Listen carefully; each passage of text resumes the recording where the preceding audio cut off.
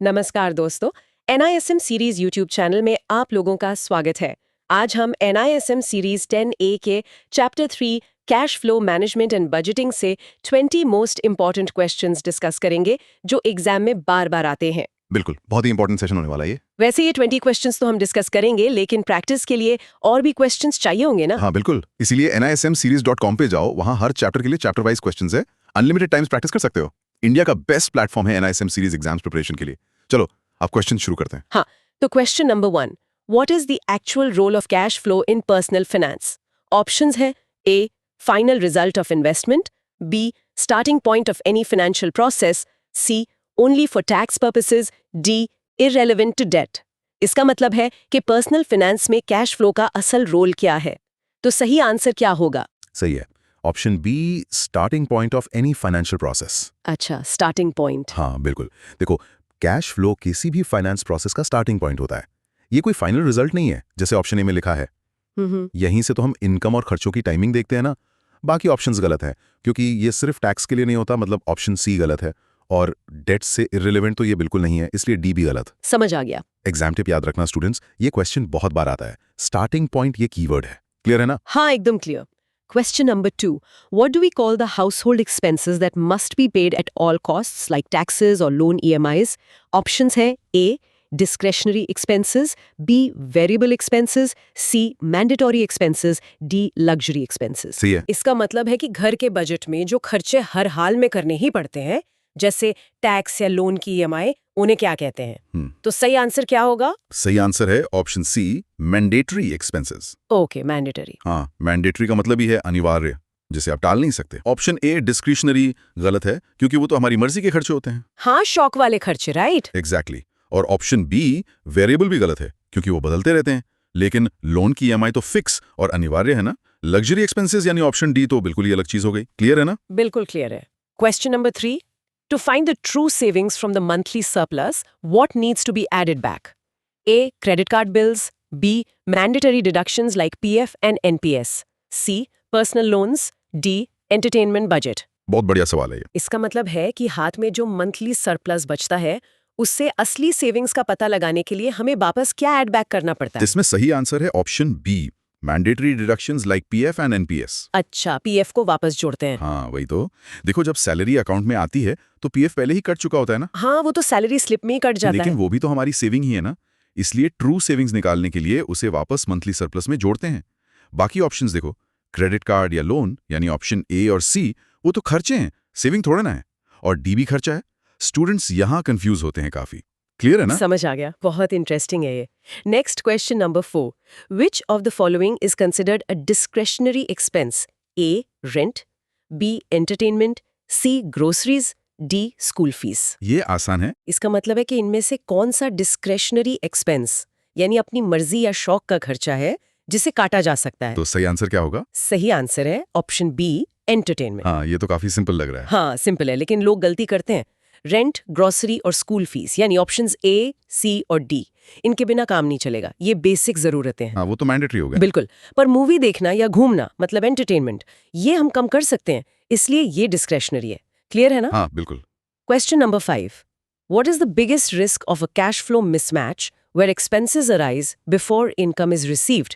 A, higher tax liability, B, need for costly short term debt, C, increased long term savings, D, protection against inflation. ये practical life में बहुत होता है। इसका मतलब है कि अगर इनकम आने में देरी हो और खर्चे पहले आ जाए, मिसमैच हो जाए, तो सबसे बड़ा रिस्क क्या होता है? सही आंसर है option B, need for costly short term debt. मतलब महंगा लोन लेना पड़ेगा। एग्जैक्टली। हाँ, अगर पैसा नहीं है और बिल भरना है तो मजबूरी में पर्सनल लोन या क्रेडिट कार्ड पर हैवी इंटरेस्ट देना पड़ेगा। अरे बाप रे। हाँ, इसका टैक्स यानी ऑप्शन ए से कोई सीधा लेना देना नहीं है। और मिसमैच से सेविंग्स कैसे बढ़ेगी? तो ऑप्शन सी भी गलत।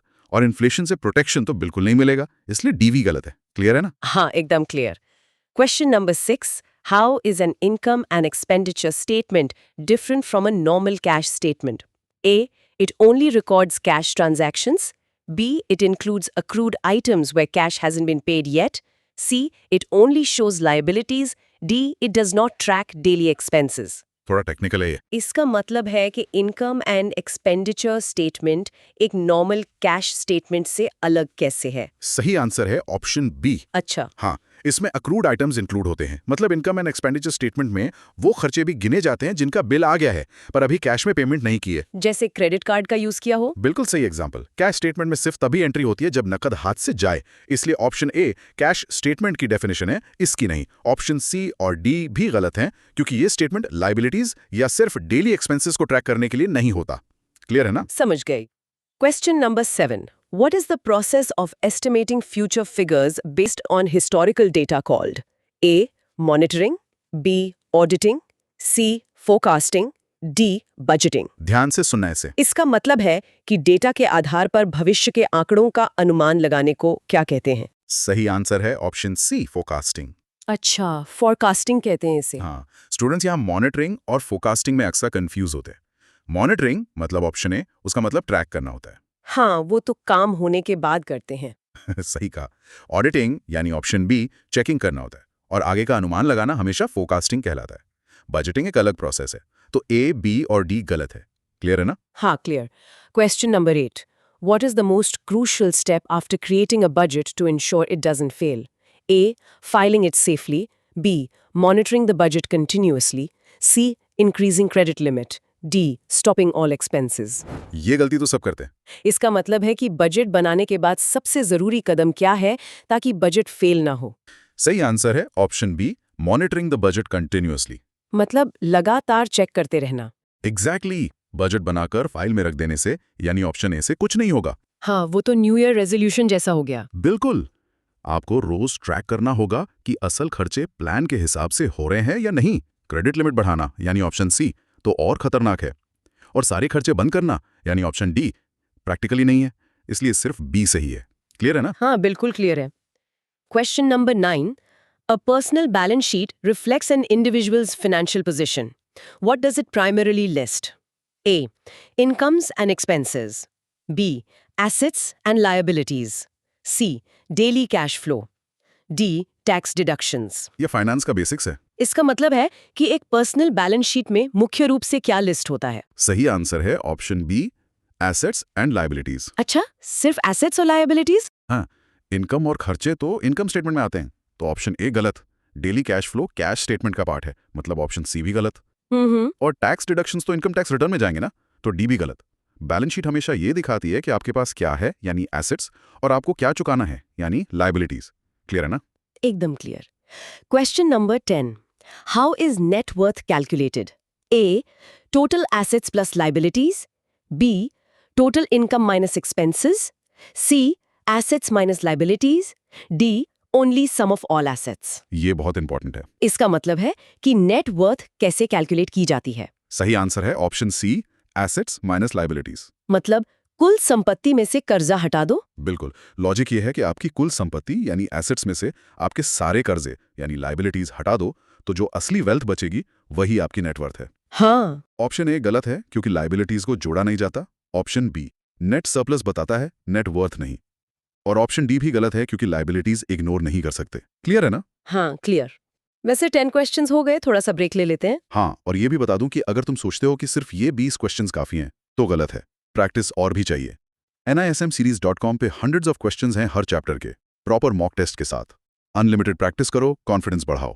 चलो रिमेनिंग 10 क्वेश्चंस करते हैं। चलो, question number 11. What is the biggest advantage of physical assets like real estate and gold? A. They are standardized. B. They are highly liquid. C. They have a positive correlation with inflation. D. They are easily regulated. बहुत लोग इसमें invest करते हैं। इसका मतलब है कि real estate और गोल्ड जैसे फिजिकल एसेट्स की सबसे बड़ी खासियत क्या है? सही आंसर है option C, they have a positive correlation with inflation. Interesting. मतलब महंगाई के साथ ये भी बढ़ते हैं? एग्जैक्टली। जैसे जैसे महंगाई बढ़ती है, प्रॉपर्टी और सोने के दाम भी बढ़ते हैं, इसलिए ये इन्फ्लेशन से बचाते हैं। अच्छा, बाकी ऑप्शंस क्यों गलत हैं? क्योंकि ये स्टैंडर्डाइज नहीं होते, हर प्रॉपर्टी अलग होती है, तो ऑप्शन ए गलत। ये हाईली लिक्विड भी नहीं होते, क्योंकि इनको तुरंत बेचना मुश्किल होता है, इसलिए बी भी गलत। और इनका रेगुलेशन सीधा नहीं होता, तो डी भी गलत है। क्लियर है ना? समझ आ गया। Question number 12. What is the main characteristic of financial assets like bank deposits and mutual funds? A. They are unregulated. B. They are standardized and controlled by regulations. C. They offer physical utility. D. They cannot be converted to cash. ये physical assets का उल्टा है। इसका मतलब है कि bank deposit और mutual fund जैसे फाइनेंशियल एसेट्स की क्या खासियत होती है? सही आंसर है option D, standardised and controlled by regulations. Regulated होता है ये। हाँ बिल्कुल, ये पूरी तरह से आरबीआई या सेबी द्वारा रेगुलेटेड होते हैं और सबके लिए एक जैसे मतलब स्टैंडर्ड होते हैं। ऑप्शन ए बिल्कुल गलत है क्योंकि ये अनरेगुलेटेड नहीं होते। ऑप्शन सी गलत है क्योंकि इनमें कोई फिजिकल यूटिलिटी नहीं होती, आप म्यूचुअल फंड को पहन थोड़ी सकते हो सोने की तरह। हाँ वो तो है। और डी भी गलत है क्योंकि इन्हें तो आसानी से कैश में कन्वर्ट किया जा सकता है। क्लियर है ना? एकदम क्लियर। नेक्स्ट है question number 13। What is the correct formula for calculating the savings ratio? A. Total expenses divided by annual income. B. Savings per year divided by annual income. C. Net worth divided by total assets. D. Total debt divided by net worth. Formula याद रखना जरूरी है। इसका मतलब है कि savings ratio निकालने का सही फॉर्मूला क्या है? सही आंसर है option B, savings per year divided by annual income. ये तो नाम से ही पता चल रहा है। हाँ, आप अपनी कुल सालाना इनकम में से कितना हिस्सा बचा पा रहे हैं, यही सेविंग्स रेशियो है।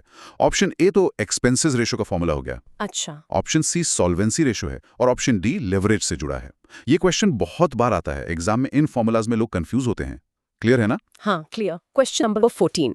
When calculating the savings to income ratio, which of the following is excluded from accumulated savings? A. Fixed deposits. B. Mutual funds. C. Self-occupied home. D. Savings account balance. ये tricky सवाल है। इसका मतलब है कि जब हम रेशियो निकालते हैं तो जमा पूंजी में से किसे बाहर रखा जाता है? सही आंसर है option C, self occupied home. अच्छा, अपने घर को बाहर क्यों रखते हैं? लॉजिक समझो, जिस घर में आप खुद रह रहे हो उसे आप अपनी रेगुलर इनकम या इमरजेंसी के लिए बेच थोड़ी सकते हो। हाँ, वो तो कोई नहीं करेगा, सड़क पे थोड़ी आ जाएंगे। एग्जैक्टली, इसलिए उसे इन्वेस्टमेंट या सेविंग रेशियो में काउंट नहीं करते हैं। बाकी एफडी, म्यूचुअल फंड और बैंक बैलेंस यानी ऑप्शंस ए, बी और डी काउंट होते हैं क्योंकि उन्हें कैश किया जा सकता है। क्लियर है ना? बहुत ही लॉजिकल है। Question number 15. If a person earns 6 lakh rupees annually and their annual expense is 5,40,000, what is their expenses ratio? A. 10%, B. 80%, C. 90%, D.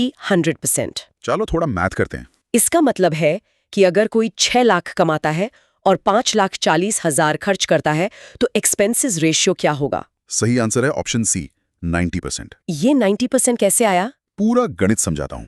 Expenses ratio निकालने के लिए टोटल एक्सपेंसेस को टोटल इनकम से divide करके 100 से multiply करते हैं। Okay. यानी 5,40,000 को 6 लाख से डिवाइड करेंगे तो आएगा 0.90। उसे 100 से गुना किया तो हो गया 90%। बाकी सभी ऑप्शंस कैलकुलेशन के हिसाब से गलत हैं। क्लियर है ना? अच्छा, समझ आ गया। बहुत आसान था ये तो। Question number 16. Which ratio indicates the role of debt in building an investor's assets? A. Liquidity ratio. B. Savings ratio. C. Leverage ratio. D. Expense ratio. ये वर्ड याद कर लो। इसका मतलब है कि कौन सा रेशियो ये बताता है कि संपत्ति बनाने में कर्जे यानी डेट का कितना बड़ा रोल है? सही आंसर है option C, leverage ratio. Leverage. हाँ, फाइनेंस में लेवरेज का मतलब ही उधार या डेट होता है। अच्छा। जब भी डेट की बात आए तो लेवरेज रेशियो याद रखना। लिक्विडिटी, सेविंग्स या एक्सपेंस रेशियोज यानी ए, बी और डी का कर्जे से सीधा कोई लेना देना नहीं है। क्लियर है ना? हाँ, बिल्कुल clear. Question number 17. How is the solvency ratio calculated? A. Total assets divided by net worth. B. Net worth divided by total assets. C. Total debt divided by income. D. Liquid assets divided by monthly expenses. ये भी बहुत पूछा जाता है। इसका मतलब है कि सॉल्वेंसी रेशियो कैसे निकलता है? सही आंसर है option B, net worth divided by total assets. मतलब कुल संपत्ति में खुद का हिस्सा। एकदम सही। आपकी कुल संपत्ति में से आपकी खुद की हिस्सेदारी यानी नेटवर्थ कितनी है, अगर एसेट्स में से कर्जा हटा दें तो जो बचता है वो नेटवर्थ है और इसी से सॉल्वेंसी नापी जाती है। ऑप्शन ए उल्टा लिखा है इसलिए गलत है और सी और डी तो बिल्कुल अलग ही फॉर्मूलाज हैं। क्लियर है ना? हाँ, क्लियर है। Question number 18. If an investor's leverage ratio is 20%, what will be their solvency ratio? A. 20%, B. 80%, C. 100%, D. 120%. ये बिना पेन पेपर के सॉल्व होगा। इसका मतलब है कि अगर किसी का लेवरेज रेशियो 20% है तो उसका सॉल्वेंसी रेशियो क्या होगा? सही आंसर है ऑप्शन बी, 80%। ये बिना फॉर्मूले के कैसे निकाला? एक ट्रिक समझाता हूं। सॉल्वेंसी रेशियो और लेवरेज रेशियो दोनों मिलाकर हमेशा 1 या 100% होते हैं। ओहो, अच्छा। हाँ, अगर 20% संपत्ति कर्जे यानी लेवरेज से बनी है तो बाकी 80% आपका अपना पैसा यानी सॉल्वेंसी है। तो ए, सी और डी गलत हो गए। एग्जाम में ये कंफ्यूजन दूर करने का सबसे आसान तरीका है। क्लियर है ना? बहुत ही शानदार ट्रिक है। समझ गई। Question number 19, which of the following is considered a liquid asset? A, real estate. B, assets easily converted to cash without loss in value. C, art collections. D, provident fund. ध्यान से देखना options. इसका मतलब है कि इनमें से liquid assets किसे माना जाता है? सही आंसर है option B, assets easily converted to cash without loss in value, मतलब जो तुरंत कैश बन जाए बिना नुकसान के। हाँ बिल्कुल, लिक्विड का मतलब ही यही है, जैसे सेविंग अकाउंट का पैसा। और बाकी ऑप्शंस? रियल एस्टेट यानी ऑप्शन ए को बिकने में महीनों लग सकते हैं। आर्ट कलेक्शंस यानी सी को भी बेचना मुश्किल है, और पीएफ यानी डी तो लॉक इन पीरियड में होता है। तो ये तीनों लिक्विड नहीं है। क्लियर है ना? बिल्कुल क्लियर है। आखिरी सवाल, question number 20। If a household's liquidity ratio is stated as between 4 and 6, what does this indicate? A, they have enough liquid assets to cover 4 to 6 months of mandatory expenses. B, they spend 4 to 6 times their income. C, they have 4 to 6 different income sources. D, they take 4 to 6 months to pay off a loan. बहुत practical सवाल है। इसका मतलब है कि अगर किसी घर का लिक्विडिटी रेशियो 4 से 6 के बीच बताया गया है, तो इसका क्या मतलब है? सही आंसर है ऑप्शन ए। मतलब 4 से 6 महीने का खर्चा। हाँ, इसका मतलब है कि घर में इतना कैश या लिक्विड पैसा पड़ा है कि अगर कल को इनकम आनी बंद हो जाए तो भी 4 से 6 महीने तक घर का खर्चा आराम से चल जाएगा। वाह, ये तो बहुत जरूरी है। बिल्कुल। इसका मतलब ये बिल्कुल नहीं है कि वो अपनी इनकम का 4 से 6 गुना खर्च करते हैं, तो ऑप्शन बी गलत। सी और डी का तो रेशियो से कोई लॉजिक ही नहीं बनता। क्लियर है ना? हाँ, एकदम क्लियर हो गया। तो ये थे हमारे 20 मोस्ट इंपॉर्टेंट क्वेश्चंस इस चैप्टर से। काफी डिटेल डिस्कशन हुई है, स्टूडेंट्स को बहुत हेल्प मिलेगी। हाँ, लेकिन अब एक्शन लेना पड़ेगा। Thank you for watching this video. मुझे उम्मीद है कि सब क्लियर हो गया होगा। और दोस्तों, सोच कर देखिए, अगर आपको अपना पर्सनल बजट बनाना हो तो आपका लिक्विडिटी रेशियो क्या होगा, खुद कैलकुलेट करके देखिएगा। और अगर तुम्हें और प्रैक्टिस करनी है, जो डेफिनेटली करनी चाहिए, तो nismseries.com पे जाओ। इंडियाज़ मोस्ट ट्रस्टेड प्लेटफॉर्म है NISM प्रिपरेशन के लिए। सारे चैप्टर्स के क्वेश्चंस, अनलिमिटेड मॉक टेस्ट, सब कुछ मिलेगा। बिल्कुल। और अगर इस चैप्टर से कोई स्पेसिफिक डाउट है या कोई कंफ्यूजन है तो कमेंट सेक्शन में जरूर लिखना। We'll try to help. All the best for your NISM exam. Practice करते रहो।